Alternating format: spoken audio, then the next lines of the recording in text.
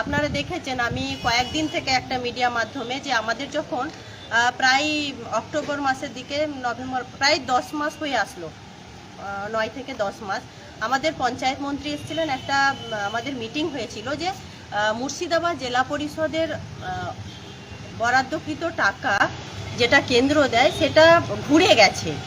কিন্তু আমার কথা হচ্ছে যে আমি এটা পরিষ্কারভাবে আপনাদের সামনে বলি যে অনেক মানুষ এটা ঘুরে গেছে কেন বা মিডিয়ারা কাট আউট করে কেন প্লেস করছে নিউজগুলোকে, আমি এটা একটু আপনাদের সামনে তুলে ধরতে চাইবো যে মুর্শিদাবাদ জেলা পরিষদ থেকে কোনো টাকা ঘুরে যায়নি। সে সময় প্রায় 8 মাস আগে 9 মাস আগে টাকা কিছু ছিল যেটা কেন্দ্রের টাকা, 15th এফসির টাকা, সেই টাকা খরচ হয়নি।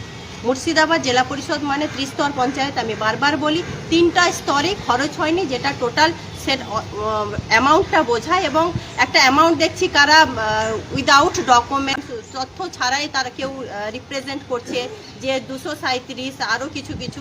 কিন্তু আমি একটাই কথা আপনাদেরকে বলবো যে এটা 9 মাস আগের কথা, সে সময় এই অর্থটা কিছু অর্থ প্রায় তার হাফ হবে, অর্ধেক অর্থ খরচ হয়নি। কিন্তু একটা কথা যে এখন সেই অর্থ সম্পূর্ণরূপে খরচ হয়ে গেছে, কোনো রিটার্ন কোনো মানি যায়নি কেন্দ্রে, এটা আমরা বলতে চাইছি। জানি না যে আমি একটাই কথা বলবো মিডিয়া ভাইদের উদ্দেশ্যে যে আপনারা কাট আউট করে যে কোনো খবর করবেন না, এটা আমার আপনাদের কাছে অনুরোধ।